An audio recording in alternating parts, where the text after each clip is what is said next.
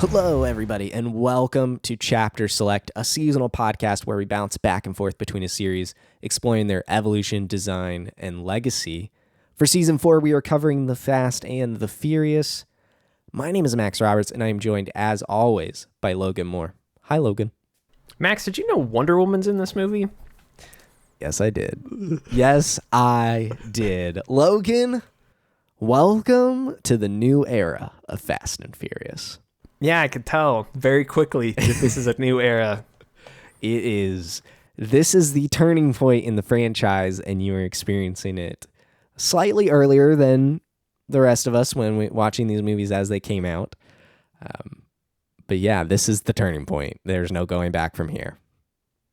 I gotta say, I mean, this is getting into my impressions, but I did quickly miss the early 2000s nostalgia. And I know we'll have one more of those coming up with Tokyo Drift, so it's not like we've totally exited that area yet because of how we're watching these.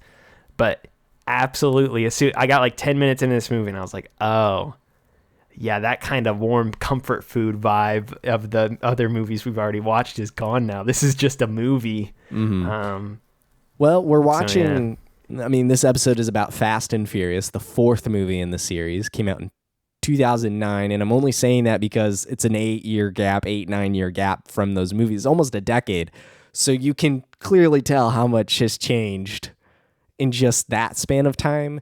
And now we're entering the back half of the Fast franchise, stylistically, thematically, and it's like a softcore reboot.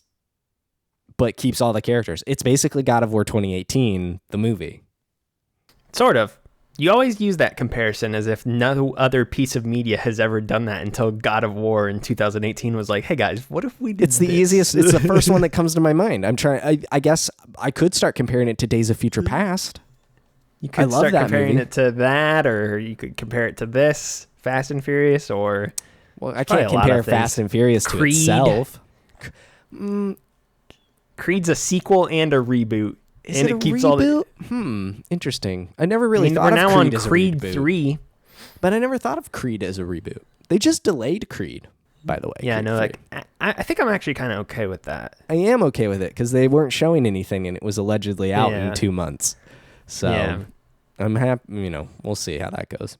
And then Rocky yelled at even Drago. What's his name? Oh my gosh, I forget his name. But Dolph he's mad. Lundgren. Yeah, he's mad. Dolph Lundgren. He's mad at Dolph Lundgren and the people who own the Rocky IP. Anyway, this is not a Rocky podcast. Maybe one day. Actually, our friend Mario Rivera is doing a Rocky podcast, I think. Or no, he's watching along with Kinda Funny. He's not doing it. He's watching along. He's just watching. Kinda Funny. Shout out to Mario for watching them, at least. All right, let's talk about Fast and Furious. As you mentioned, this movie came out in April 17th, 2009. It was directed by Justin Lin. This is the first movie we've watched by Justin Lin. He also did direct Tokyo Drift, though, as well, correct? Yes. Okay.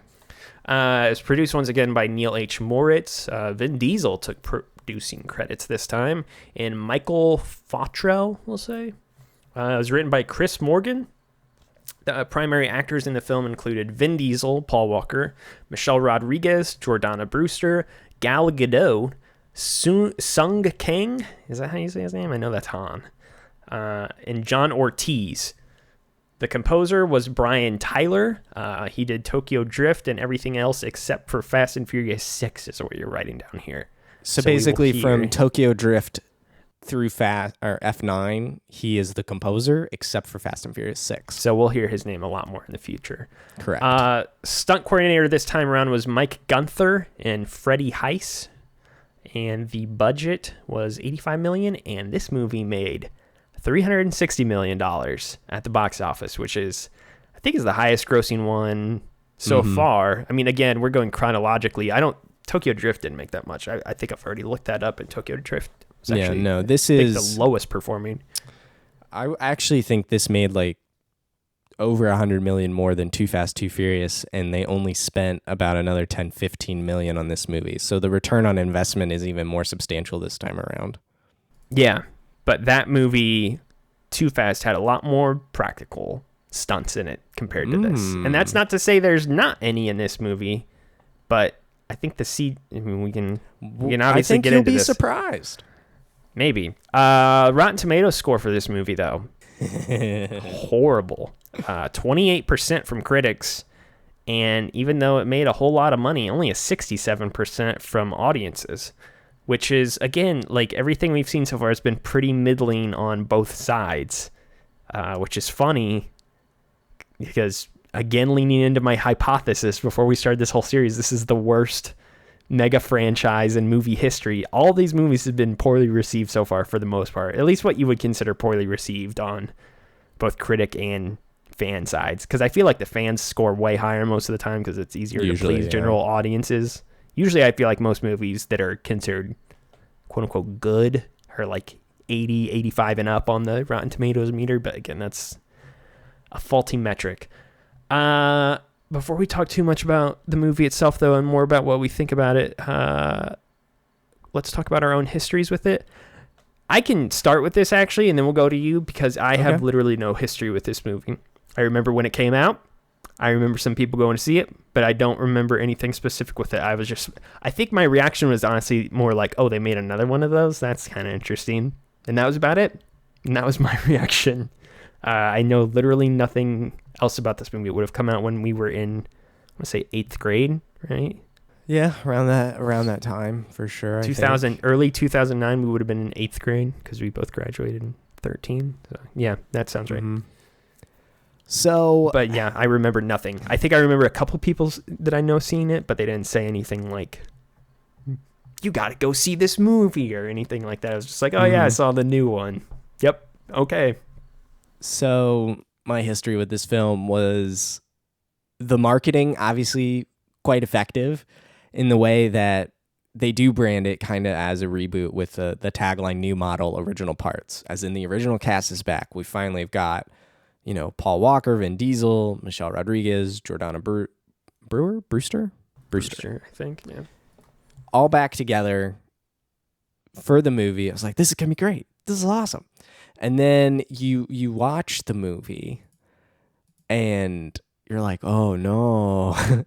But since my original viewing of this film, which would have been around that time in my life, I didn't see it in theaters.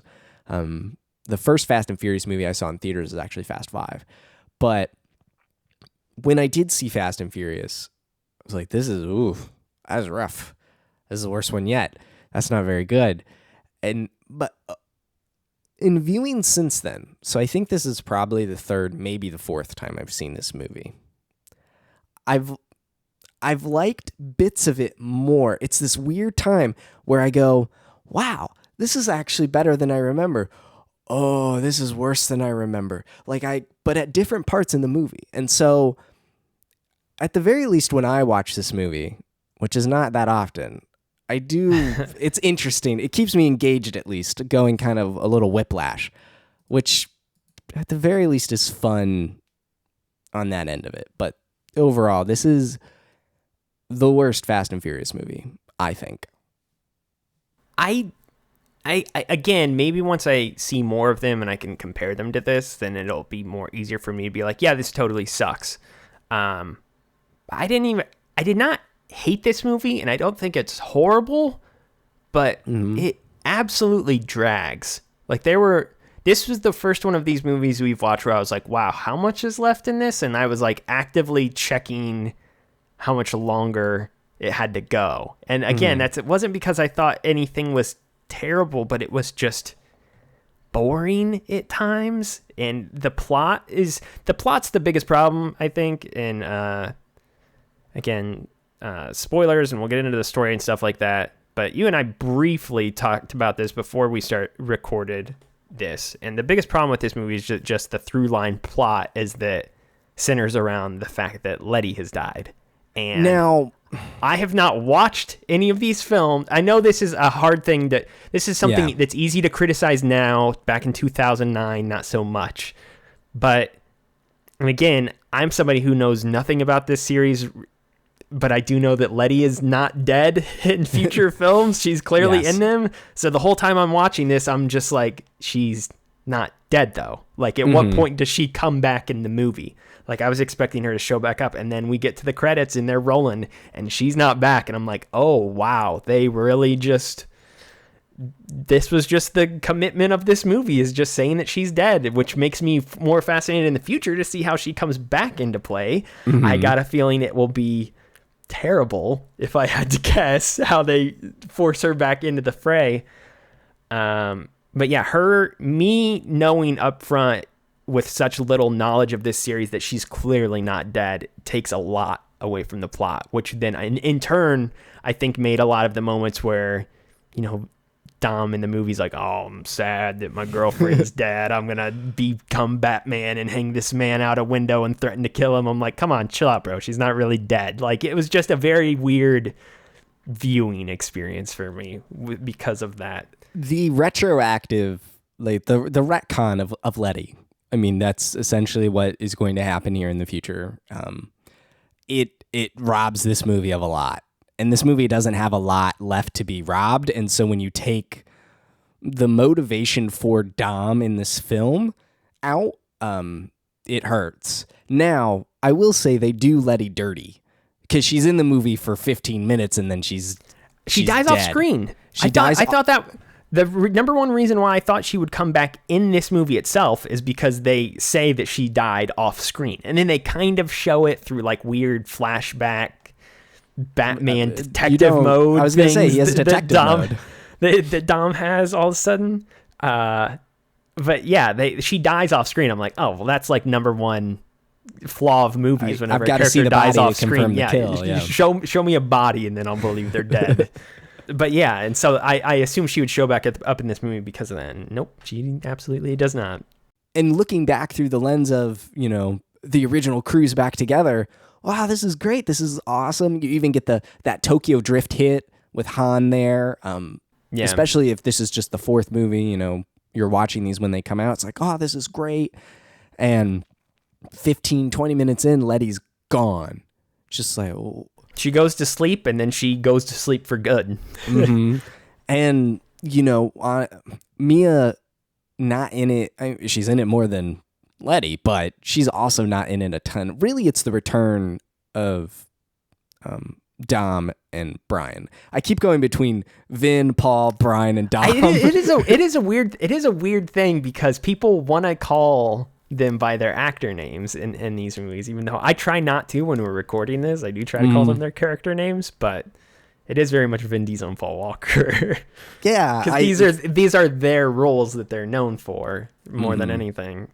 It does rob that original pitch a bit with her dying so early in the film. And then obviously now knowing later she's not dead actually at all. I think one of the other, like while we're just on the topic of criticizing things, we'll go more piece by piece through this story here and talk about things in a finer detail and flesh things out from there. But the one other thing I did want to say, broad criticism of the film, is that the bad guy is just horrible, like really horrible. Like I would say worse than Too Fast's bad guy. And the reason is really? Because he's this mysterious, the whole movie, it's just this mysterious, faceless, oh, we got to get Braga. At least there was a face to the bad guy in Too Fast. Was that bad guy good? No. But this movie, you are chasing this specter, and it is not interesting in the slightest. They're trying to figure out who he is, and he's got all these people working for him, and then the reveal is, oh, it was me all along. And it's like, oh, okay, whatever. I would have preferred if the actual drug kingpin got out of a car and it was like a famous actor, like, oh my gosh, it's Matt Damon, he's the drug kingpin or something like that. Instead, it was just a bait and switch, which is fine, but for 85 to 90% of this movie, it is literally just this specter silhouette of Braga hanging over the events of this movie. And it's like, I don't care about Braga because you have not shown me Braga. So I, as a viewer, can't connect with this. Like, at least in Too Fast, the guy was evil and they made him cartoonishly evil in some of the scenes. And it was so over the top that it was hard to take it serious. But I, in turn, can't take this serious because I don't see him. Like, he's just this dude that you keep talking about. So interesting. What about Phoenix? the main henchman and the other villain of the movie. I mean, I didn't take him seriously the whole time because I thought he was just lackey to the dude up the ladder. And so I was like, oh, this guy's just a grunt loser. So, but he's the one that killed Letty. I mean, he's the one Dom is actually really pursuing. You mean Boss Man? Yeah, Boss Man. I just called him Boss Man. Okay, yeah, Boss Man is. I wrote down while we're talking about him. I wrote down in my notes. Why does Boss Man have a hammer and sickle tattoo on his neck? Because he's a bad guy. That's how you know he's a bad guy. He loves the Soviet Union. He's got to get it tattooed on his neck, apparently. That guy, yeah, he was a better villain than who ended up being Braga. But even then, the only way we know he killed Letty is because of detective vision. Nitro meth. And then he knows, I don't know. It's kind of bizarre. All right. But I would say, yeah, he was a better conflict than than Braga was with Vin and them. Let's start going through this more sequentially, though. And I've got my notes here, and we'll not go through every single detail of the film.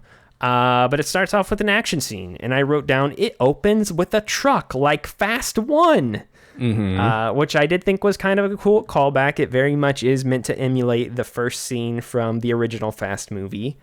You're introduced to Han quickly, which is a cool way for them to tie in Tokyo Drift, which again we have not watched, but I obviously know he's from that movie, so it's cool that they start integrating that. The first thing I wrote down notably about this action scene, though, is the action has entered a completely new level. This is a really good action sequence for the most part. It's very good. It's leagues better than anything else that has been in the other movies. This feels like a choreographed stunt chase scene with a lot of moving parts and a lot of things going on, and it's cool. It's good. It's probably the high point of the movie, to be honest. It is the high point of the movie. Absolutely, hands down. Actually, I watched on the bonus features of the Blu-ray, they have a whole 10, 11-minute thing about shooting this scene. Most of it is practical. So I was actually genuinely surprised most of it's practical. So much so that the individual tankers that detach, they're actually cars with people inside them that drive them. Interesting. That wasn't CG or anything like that. They really were spinning those tow trucks around and backing up.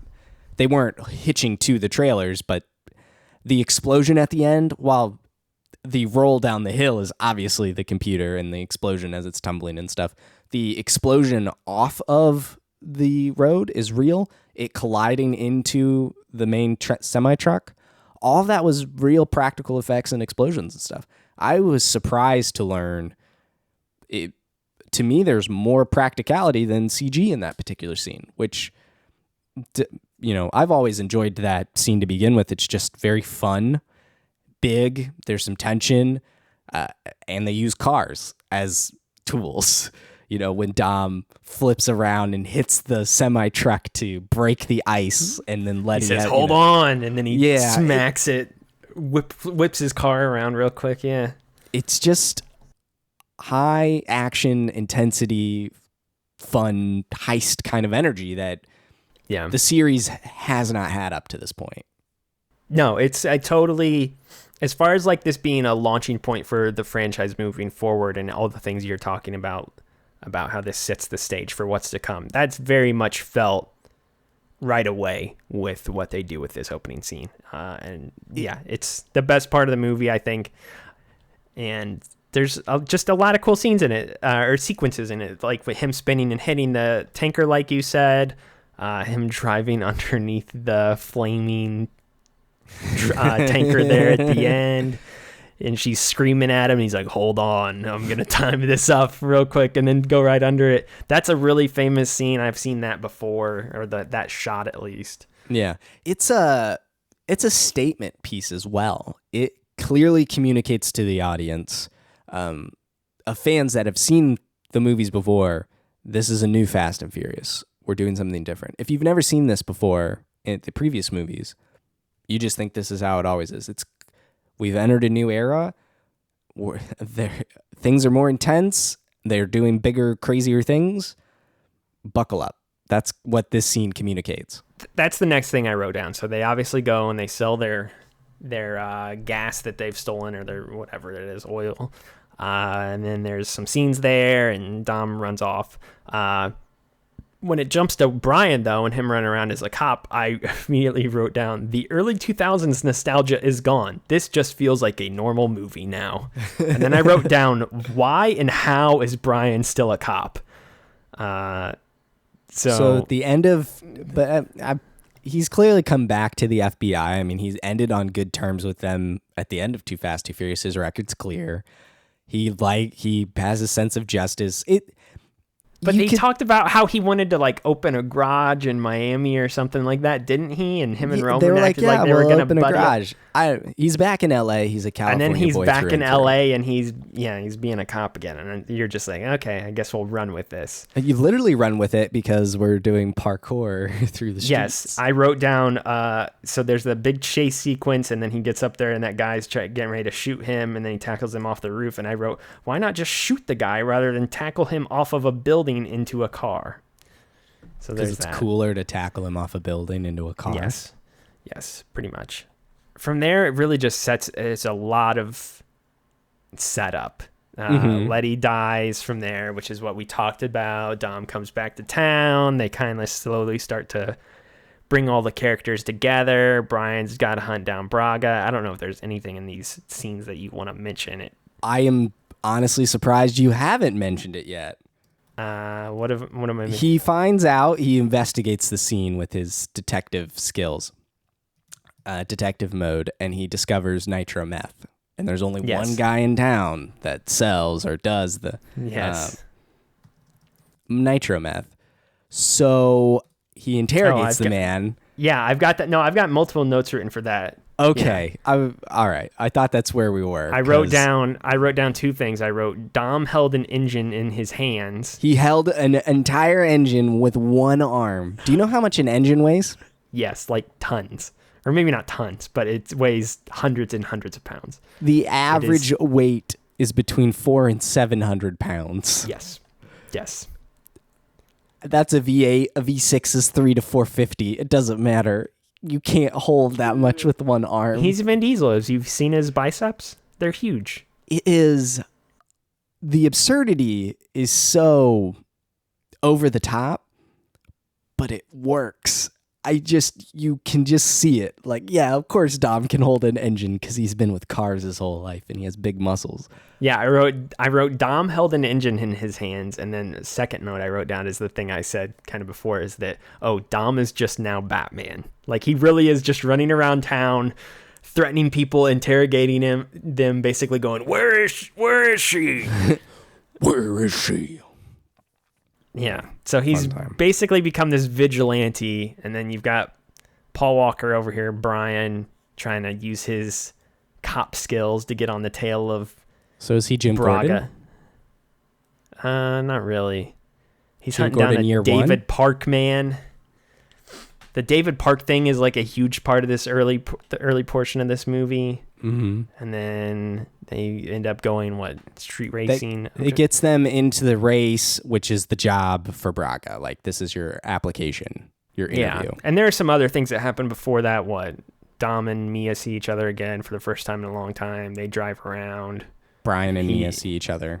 I wrote down Mia is hot again. I think Jordana Brewster's very attractive. I'm just throwing that out there. I understand Paul Walker's taste in women, or Brian's taste in women.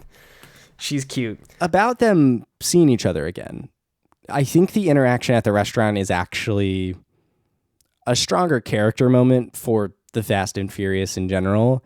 Brian had to face Mia and, verbally face some consequences of his actions to just lie to everyone and then leave. Yeah. And that clearly hurt Mia, and she confronted him about that. And I thought that was good that he had to at least, face the music a little bit there. Obviously, this gets resolved over the course of the movie in, a Hollywood-style fashion, but I liked that Brian was facing the music a bit. it's a bit of a wonky scene, or maybe not wonky, but it's kind of jarring for us as the viewer too, because we haven't seen these characters in so long. So they're trying to reconcile, like, why did you do this, and why has this happened, and why did you leave town, and blah blah blah blah blah. And like, these have been things that have been lingering for us as viewers for a long time too. So I don't know. It's kind of interesting, but awkward to see them reconvene and talk about these things so much later after all this other stuff has happened, I guess, or at least just the events of Too Fast have happened.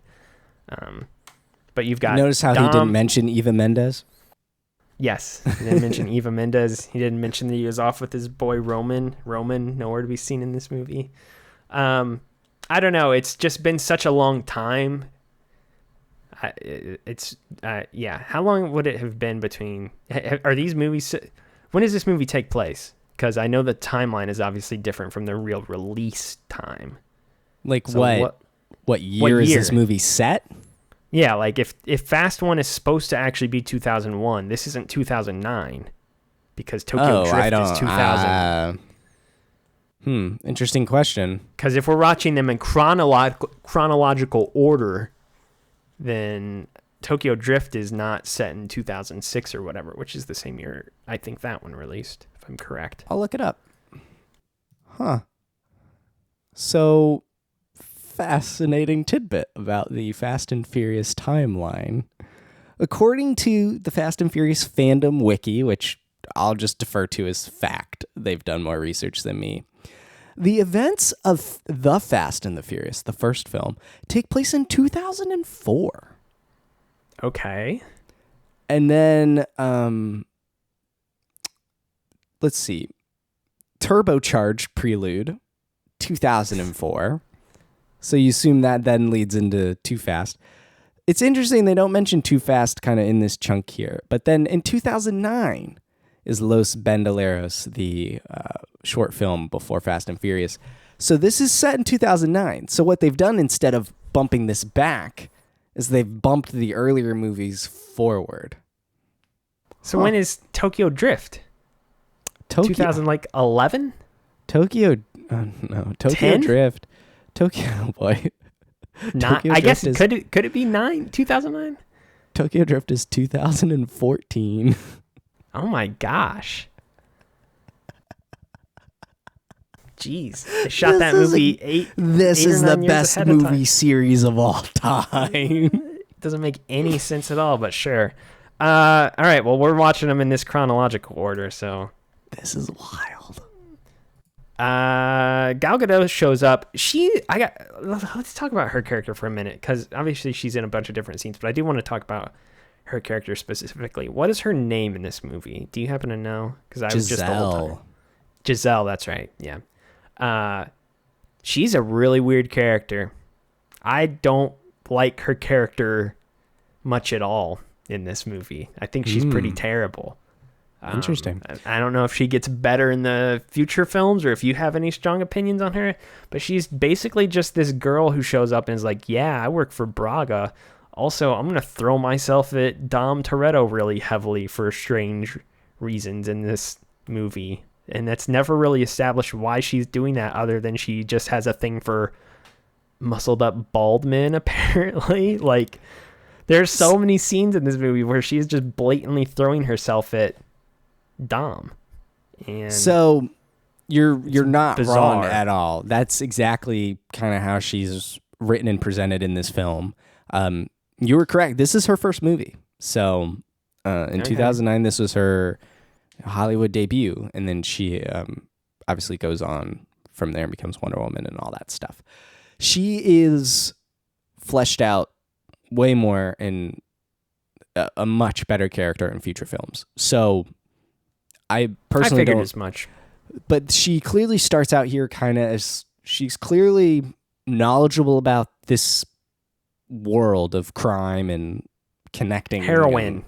Yeah, she's aware of this stuff, but her character pretty much is, I would like to date Dominic Toretto, but Dom still loves another woman. So well, she's not even. I figured that when I realized that they were trying to make her like a good guy in this movie, it's pretty obvious that she's going to flip or something like that eventually. I figured maybe they would try to present her more as this character who, yeah, she works with this drug dealer and yeah, she's caught up in a bad situation, but she's a good person with a heart of gold who got kind of roped into this world and she's been looking for a way out. No, it's just very much, I work with this guy, my business is drugs, but I do think Dominic Toretto's pretty hot and I'm going to hit on him a lot and I'm going to not wear a bra in this garage scene with him and then hit on him a whole bunch and ask him what kind of women he likes and blah, blah, blah, blah, blah. Like weird things like that. And that's really her only... Eventually, at the end, Braga just tries to blatantly run her over, and then she's like, "You saved my life. Now I'll be on your side." There's no good character development with her whatsoever. Which, again, I don't think you would think about her character as much in this movie, as well, if she was not Gal Gadot and she eventually becomes like Wonder Woman, huge megastar actress. Yeah. She stands out because this is her first role, and this is one of her first films, but retroactively you go back and watch this and you're like, oh, that's her. So I think if she was any other actress, you might not think about it that much. But yeah, it's another one of those for me. I see her as Giselle, but I mostly think of her in the context of the other films. And so, you know, again, like I said actually earlier when we brought her up, I always forget she starts out in this movie. You could cut her out of this movie and her character in future films is still strong and fine. Like it, and when you see her in Fast Five, I mean, which is the next film you and I will be watching, it's a total improvement across the board. So I'm curious to see what you think of her as you see her evolve here kind of over the next wave of films. So do you have anything you would like to say about this whole racing sequence? It's the only race in the movie. It is the only race in there, unless you count the racing border patrol. Come on. This is the only race. Coming off of 3 movies about street racing in this culture, I mean, that's what inspired the original The Fast and Furious movie. This is the only street race. Mm-hmm. Again, part of this pivot into an action series predominantly. And they try to make it a little bit different, though, because there's even the line like, oh, well, who's going to close down the streets? And they're like, no one. They were racing through. That's another LA. Message to the viewers. It's like, this is how we're making it different. The stakes are higher. There's traffic. There's danger. And the other 2 drivers end up dying, I think, in the race. So I don't think they'd live from those wrecks. Well, I couldn't remember if one of them survived. Like, I couldn't remember if they both crashed horrifically, but I do remember one for sure crashed horrifically. I like the race. I've always been partial to this one. The idea of racing in the streets with traffic being guided by the GPS. I like Brian struggling with the GPS and like, shut up.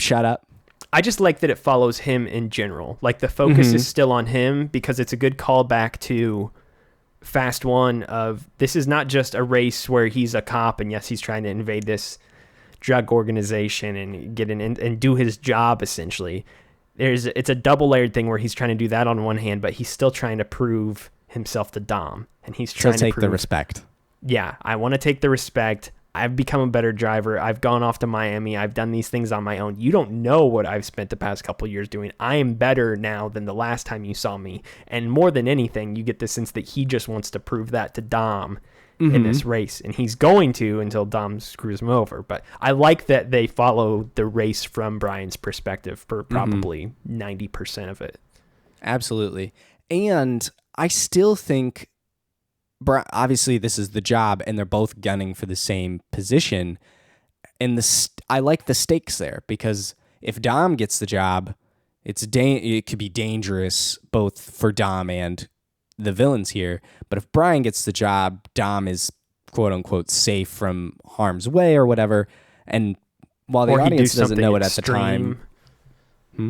I said, or he could do something very extreme because he has no other options and he's Batman at this point. Right. And so I like the stakes there beyond just who will get there first. There's pressure as to why we want to get first beyond quote, the money and the respect. So it's a very well done race. I like, Brian saying, sorry, car, and then driving down a hill through this like deck stair set, which was also a real stunt. They do in the bonus features on the disc, they talked about how they actually were having to put cars back together because they ran out of a budget to keep buying cars to crash. So they were crashing a lot of cars in this movie, which is quite funny. So this race has always been a favorite of mine throughout the series. And it stands out now, especially as kind of really the only street race in the film. The scene after the race, though, is maybe a better scene because we get to see Dwight, the driver, interacting with some feet and filming them. And getting all over those feet.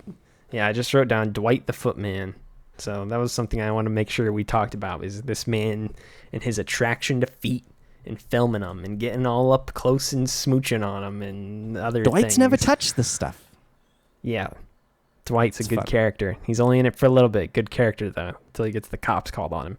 So, yeah, that gets Brian. What do you know? Dwight got arrested. That means that I can join. Wow, what a magical thing that has just happened. They meet up at the bar thing to celebrate. Yeah, they meet up at a party bar. They're sneaking in the club. He thinks he sees Braga. Brian does. Dom has the weird scene with Giselle that we talked about before in the garage. Yes, but that's also where he identifies the Gran Torino. Yeah, there's really nothing else that happens of great note that I can think of until they go to Mexico. Or they're in Mexico, and then they cross the border back to L.A., correct? And that whole scene, and then the explosion. Yeah, they cross the border, and this is when Dom decides he's going to try and kill Phoenix, like on the other side in Mexico. They're in L.A., I think. No, when the cars blow up?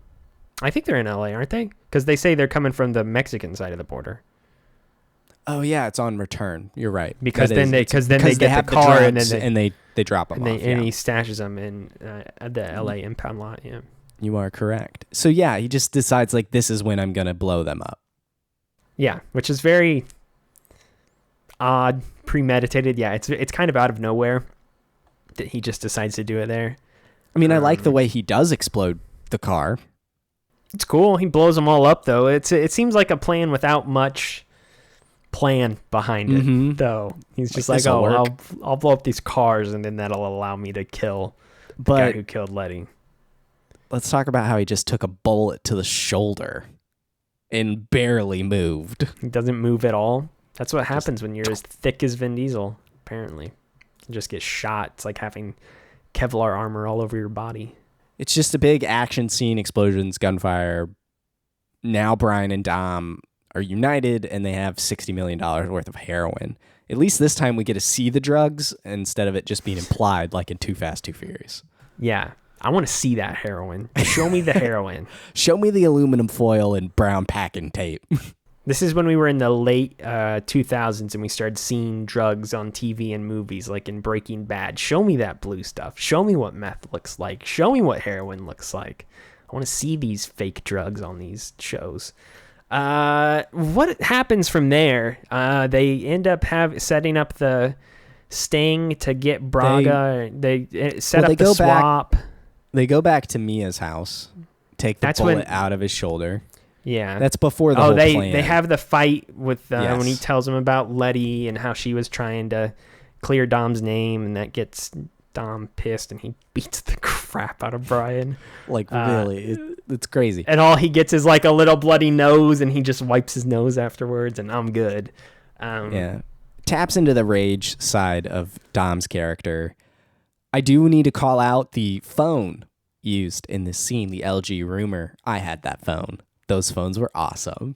So nice to see the LG Rumor I had was preserved for cinema. So eventually they set up the swap between Braga's people and them.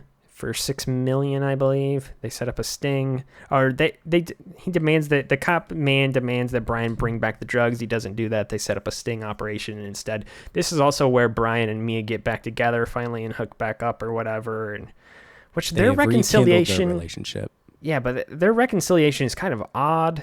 It's just implied that they've like now spent time around each other and have become close to one another again, just because of they've just kind of naturally forgotten about things that happened in the past because they've been drawn together because of this situation again, and then that has led to them falling in love with each other again. You can't stop destined love, okay? So I guess it's kind of because I know they're sort of the couple in these movies that everybody likes. I know there's Dom and Letty too, but they're the main couple in these movies. It's kind of odd that they just really have. I think them as actor, like Paul Walker and Jordana Brewster, I think they have good chemistry on screen, but they just don't have good writing at this point in these scenes, in my opinion. So they get back together and then they set up the sting. Old man in a gray suit comes out and it's Braga. Just kidding. No, it's not. And then you telling me a guy who crawled his way out of the slums or whatever is wearing pink? That's the clue that tips him off that this is not the drug lord. We haven't mentioned the incompetent officer who Brian just shatters his nose. Oh, yeah, he just beats his face into a wall. Oh, that's my really gosh, cool. The brutality. It's a great way to end the fight before it starts. But Stasiak, he also is the one that screws up the sting because, I don't know, he wants all the glory and is impatient. So, again, just proving that Dom and Brian are the smartest men wherever they go. Yeah, so after the sting, they end up going to Mexico, which is where Braga runs back to. I think Vin Diesel has the best line in this movie once they get there in the church, and yes. He puts a shotgun to his head, and he says, "You ain't forgiven." I thought you were going to say the jurisdiction line. Which one's that? Brian's leaning against his car while they're waiting for Giselle, and he goes, "I don't have any jurisdiction here." And then this is where my jurisdiction ends. And then Dom goes, "And this is where mine begins." As if, like, vigilante Mexican justice. No, the best line in the movie is when he puts a shotgun to Braga's head and says, "You ain't forgiven," while he's praying. Very good. I think that's a very good line. They end up kidnapping him, and they try to get him back to L.A., which results in what I wrote down is, this ending is like Mad Max. It very much is like a Mad Max scene at one point when there's all the cars across the desert. Vin Diesel, one of the coolest scenes in this movie and in this chase scene. So they're obviously being chased through the desert. Vin Diesel, rather than rolling down his window or doing anything like that, he just elbows out the window of his own car, sticks a shotgun out the window with one hand, or with one hand on the wheel and one hand on the shotgun, and he blows out a dude's tire. So he just elbows out his own window when he has a perfectly acceptable window roll down function on his car, I would imagine. I thought about this. The car's old. It probably is like a hand crank. He doesn't have time to crank the window down to then maybe pump. That was what I thought, because you're right. Why not use the button and just let it roll down? But it's probably a crank. And it's just cooler if he just smashes it with his elbow. He just throws his bow into it and the window explodes. They go back through the tunnels, which is a huge chase scene. This is where it gets CGI-y for sure. Absolutely, because they can't really film that. Mm-hmm. And I didn't think it looked bad, though. Like, I think the CGI looks much better here. We've come a long way within the past 6 or 7 years from Too Fast, Too Furious, which is kind of impressive, honestly. Because Too Fast is early 2000s, and we get to this, and I'm like, I could go see this in the theater now, and I really wouldn't think too much of it, to be honest. Looks better than some of the Marvel stuff that's been coming out lately, if I'm being totally real with you. But that's not the VFX people's fault. There's really nothing else to say here. Obviously, they get Braga on the side of back in California, and there's a couple fights there, and Dom Come on, you gotta. I wrote down in this scene. There's so many cuts happening. It's almost hard to know what happens in that tunnel scene because it is so tight and congested. There's a lot of things going on, and it's hard to ever get a wide shot of the things that are actually going on, especially compared to the scene on the street. Where they would take a couple different shots outside the car and inside the car, and they would show different things going on. This, it's just all the shots are mainly in the cars or really tight on the cars in the tunnels. So it's like hard to, and it's cutting nonstop between these different shots. So it's like hard to know what's going on in some of these sequences. I feel like they were probably trying to go for a claustrophobic feeling because it's a secret tunnel under the border. Yeah. Which they do. Conceptually makes sense. But you're right. It's so fast and snappy. You don't know really if they're driving into a pillar that will kill them or not. It's the way out isn't clear to the viewer. So you're just kind of along for the ride, and it kind of gets a little snappy, whiplashy through the tunnel there. But when they explode out on the other side and opens back up, that's when they get to have some more fun here with the finale. So Brian and what's the other guy's name? Is it Phoenix? Is that yeah? I thought Phoenix was the fake name of the man that Braga was pretending. Or something. Campo or... Oh. Anyway, so they shoot out of the tunnel. Brian crawls out. He's about to kill him, correct? And then Vin shoots out of the tunnel. Phoenix is about to kill Brian, yes. Yeah, and then Dom shoots out of the tunnel, does a wheelie on his back two wheels, runs into this man, crushes him between a car, and then just says, and that's it. He does a wheelie on his car, and then he kills this man. Also, he lets his dad's car blow up again, doesn't he? Yeah. Because he jumps between the two cars in the tunnel, which is pretty cool. That's a cool part. He realizes he can't get out of his own car before he hits this wall, so he just opens his door and casually jumps to the other car, Uncharted Nathan Drake style, and then decides that's my car now.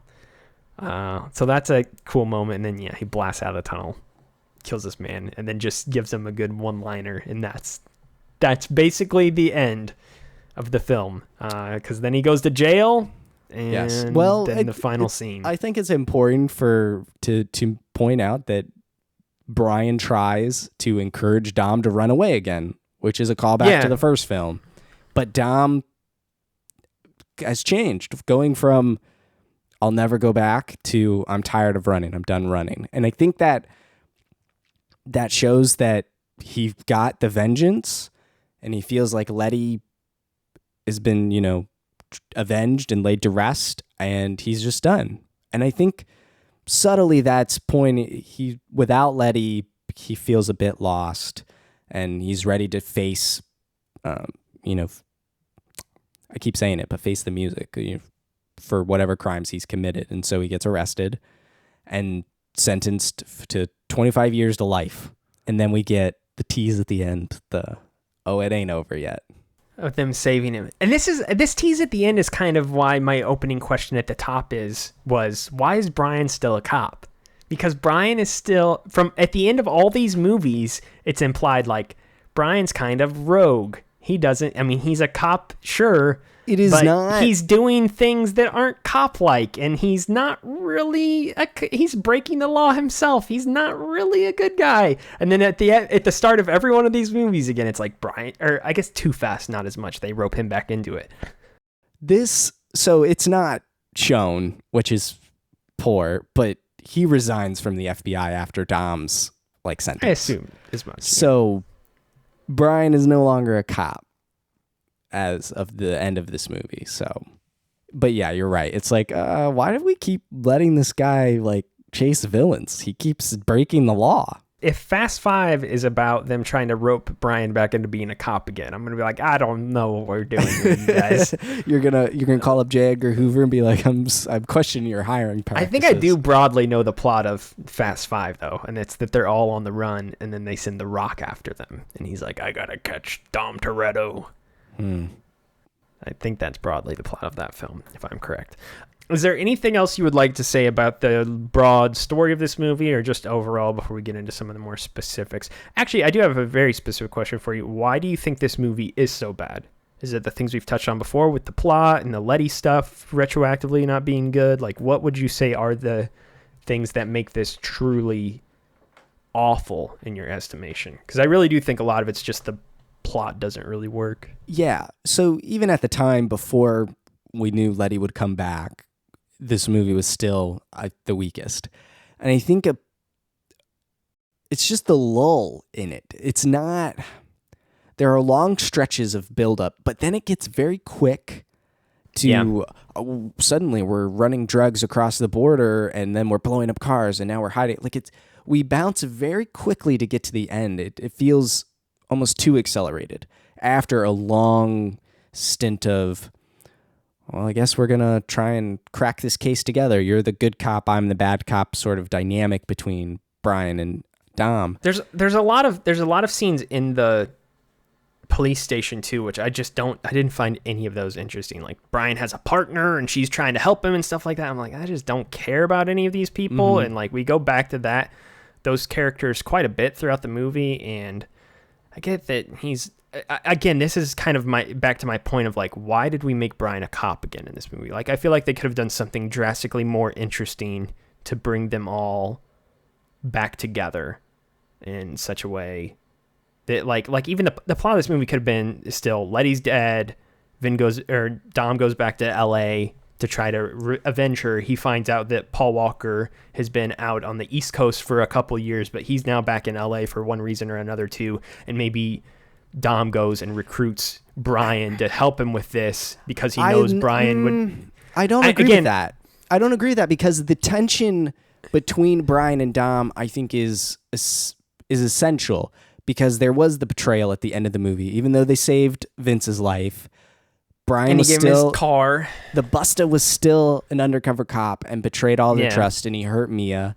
No, that's all true. Of that stuff. So having Brian be a cop almost just felt more like we need him to be... There needs to be tension between Brian and Dom, and let's portray that with... One is a vigilante Batman now, and the other is the police officer. And then how do those two... end up working together, because while they're not directly confrontational, where Dom's like, I will kill you. They have the same goal, but they go about it a different way. And eventually then they come together and form that team angle with it. And so it's weird that Brian is just a cop again after not being a cop, but being a cop and things like that. So it feels more part of the soft reboot angle of this. It's just like, Brian's a cop and everyone will accept it. And it makes it easier for people that may have started with this movie. Because again, new model, original parts. Yeah. Like, if Brian's just a cop in the movie, that means no one has to know that he was, a narc and then was in Miami running from cop. Like, it just cleans it up. It serves the purpose and especially because they were clearly trying to move away from Too Fast. Like, that movie's not referenced a single time in any capacity in this movie that I could really think of. Like, not in this one. He didn't even mention that he had been out in Miami or anything like that. So not one bit. So it's funny. It's sort of like Thor: Dark World retroactively being one of the most important movies of the MCU simply because of what they do with Endgame. Now, it's not like they retroactively go back to Fast and Furious and make it the most important one, but this is one of the more important movies simply because it is the springboard, it sets the stage for what the future becomes. Yeah, where we can excel this art form of bombastic action adventure movie, and this is where they start. Now, is it a strong start? No. And I think the leap that we make to 5 and 6 and so on is substantial. And it's actually, we'll discuss it in future episodes, but this movie had to be here, and I'd rather them try on this, stumble, and then give us what we want later. I think the one other thing, and again, I've not seen any of the other ones, so this is just me speaking broadly from the trailers and things like that, and broad exposure to the franchise that I've seen, is that the other problem with this movie is that it tries to take itself too seriously, and it's clear that the other ones start being way more campy. It's like they know that what is going on the screen in these films, in the later films, is dumb. And so we're just going to lean into that, and you shouldn't take any of this too seriously. I agree. And it's just supposed to be a big, fun action movie that you go to the movie theater to see and you have a good time. This movie takes itself too seriously at times. It's got way too heavy of themes with, the whole plot centering out again around Letty's death, but then we've got a drug lord at the center of this, and he's deathly this serious character. It's Dom's mad the whole movie. There's very little. The best parts of the movie is when Dom and Brian have some banter, which is pretty rare because Dom, for the most part in this movie, is very focused and straightforward and headstrong on what he's trying to accomplish here to avenge Letty. I think about the moment where he's like, "Oh, now you owe me a 10-second car," and then he again elbows out another window. That's a good moment. He elbows out the window of a car, and he's like, "Well, here you go. Now we're even." So, yeah, I don't know. I feel like we obviously wanted to touch on the stunts and the visual effects and the editing, things like that. I feel like we've naturally touched on all those things. If there's anything else you want to mention. There was another stunt thing I wanted to mention, the Mad Max chase you were talking about. That also practical cars driving and stuff, but the flips were also practical, and I was shocked that people were inside those cars. They used air cannons to pop them up and flip them. Stuntmen are crazy. There were men in those cars. I could not believe it. I was stunned. Yeah. So, I mean, obviously safety precautions were taken, roll cages, armor, things like that. But still, driving a car at 50 miles an hour and then flipping it is a bit bonkers. So it's an interesting way to earn a living, for sure. I was surprised at the practicality in this film because I definitely thought there was more CG, the CG to practical ratio was in favor of CG significantly in this movie. I recall, and coming back and watching it and then learning about how they shot things, I was surprised at the dedication to practicality, which I talked about in the earlier episode. Practicality is something they hold on to, and it's nice to see it's still being held on to here, and we'll see how it goes in the future. But I was surprised. And I'm happy about it. Again, I feel like we've touched largely on the editing and stuff like that throughout. Yeah. I don't know if we want to touch on that. Going to music and sound, this is the worst on that front by a mile. In the previous films, the music really, I think, kind of set a tone. And again, a lot of those, there are some hits of music in this that are from popular artists and things like that, but it's way further and fewer between, and it leads to the score itself being leaned on more heavily. And I think, again, that makes it more of a serious tone to this film. I think a lot of the tracks from various artists that were in the previous two movies that we've watched, again, made it feel more early 2000s and made it feel lighter, made it feel more of that era. And that's kind of gone with this film for the most part, I think. Yeah, this is the start of the soundtracks having one or two identifiable songs, and that's like songs written for the movie or at least applied to the movie. Blanco by Pitbull featuring Pharrell Williams is the song for this movie. And then there's also another Pitbull song that has Lil Jon in it, Crazy with a K. Apparently Crank That Soldier Boy was not included or could have been included at the times, what Wikipedia is saying. It's not as identifiable in the movie. I'm sure maybe going back and looking at the actual soundtrack, they were songs probably on there of the time but it doesn't feel like it's tied to the movie the same way that the previous two films that we've watched do intertwine with their soundtracks and capture the vibe of the movie itself. So it is a miss, and I'm curious to, knowing that Brian Tyler is the one that does pretty much every movie from here on out, I'm curious to see how themes evolve, if we notice them, if they're prominent, how that stuff works beyond just famous musicians providing, the hit single for the film. All right, let's do best car. Best car, baby. There are a lot of cars in this movie, but I don't know if there are many extreme standouts. Did I give you a link to the cars? Did you find it? I have it here. I know which one I'm going with. Okay, so for the, what is yours? Let's start with you. I like Dom's car in this movie quite a bit. I've been a Paul Walker guy in the other ones we've done, but I do like Dom's 1970 Chevelle that he drives a handful of times in this movie. I think it's cool, and it fits him. Interesting. That's the one that I like. I think it's nothing fancy, but it looks cool in the scenes that it's in. This is the first movie that we have watched together doing these car things that I am having a tough time picking. There are 4 cars that I like a lot. I need to talk through my feelings. Drop me the link you have out of curiosity. Well, I have the one. I'm gonna have to find the whole list again. But the first car that I like a lot is the Gran Torino, which reminds me of Gran Torino with Clint Eastwood. It's that same car or same style of car. I like it a lot. It's the villain's car. Oh, it's the one that's got the F-bomb on it? Yeah. Yeah. So I like that car a lot. It literally says F-bomb on it. Does it? Yeah, on the the green side one? of it. Yeah, there's I think there's some detailing on the side that has like an atomic bomb and it says F-bomb. Sure. Okay. That's probably a real thing.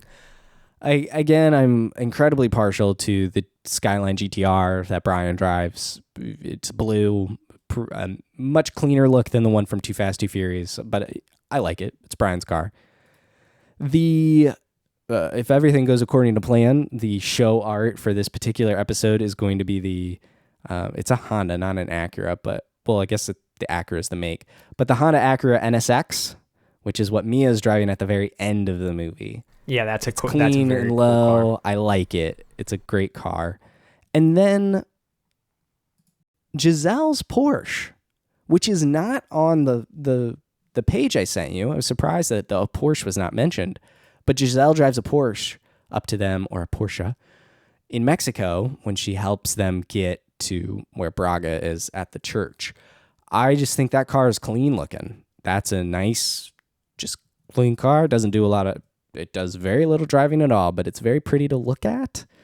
So yeah, I'm really torn between all of these. I won't. I also need to shout out the F-bomb car I was referring to is actually the Camaro there. It even says it's right underneath the Gran Torino, the 1973 Chevy Camaro F-bomb.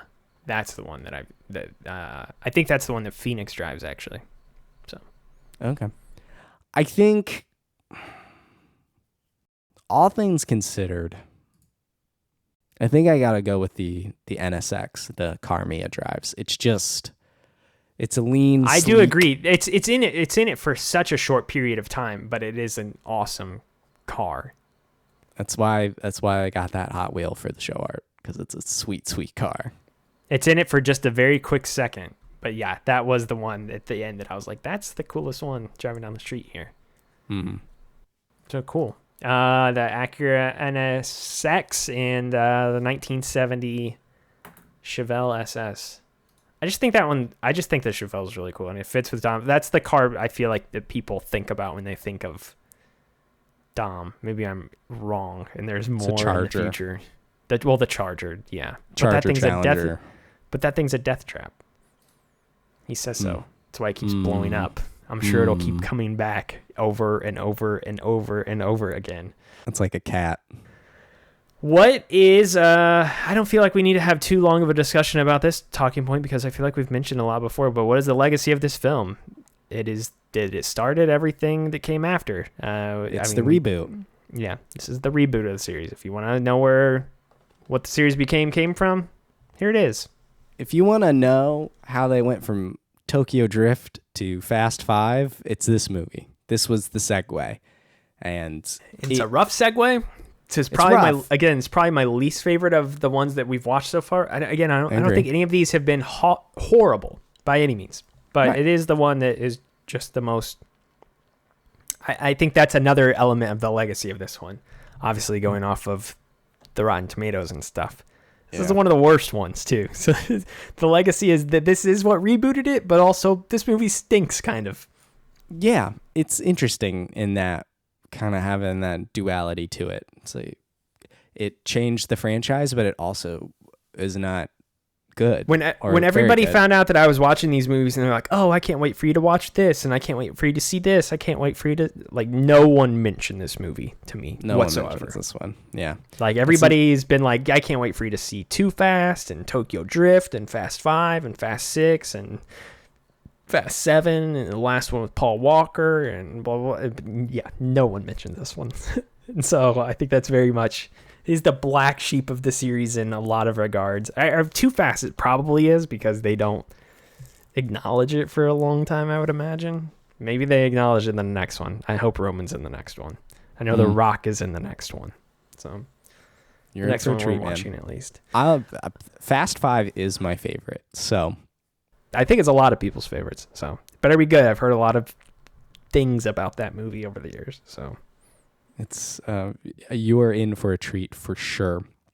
But that's going to do it for Fast and Furious before we move on to the rest of the series. Thank you all for listening. Appreciate it so much. If you would like to find Logan online, you can follow him on Twitter at Moreman12 and his writing over at comicbook.com.